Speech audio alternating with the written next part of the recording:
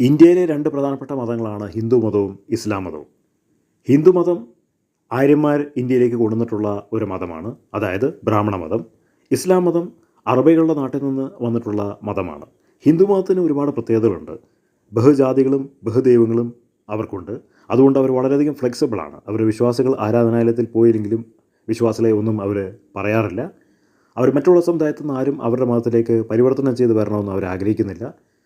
അവർ വളരെയധികം ഫ്രീ ആണ്. മറ്റുള്ള സമുദായങ്ങളെ ഉൾക്കൊള്ളാൻ അവർക്ക് കഴിയുന്നുണ്ട്.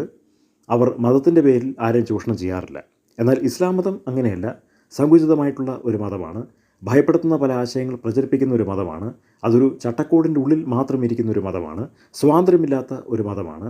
അവരുടെ വിശ്വാസികൾ ഏതെങ്കിലും കാരണവശാൽ തെറ്റ് ചെയ്ത് കഴിഞ്ഞാൽ ഒരിക്കലും ക്ഷമിക്കാത്ത ഒരു മതമാണ്. അവർ വിശ്വാസികളുടെ മതം ഉപയോഗിച്ചുകൊണ്ട് റിമോട്ട് കൺട്രോൾ പോലെ പ്രവർത്തിക്കുന്ന ഒരു മതമാണ്. അതാണ് ഹിന്ദു മതവും ഇസ്ലാം മതവും തമ്മിലുള്ള വ്യത്യാസം.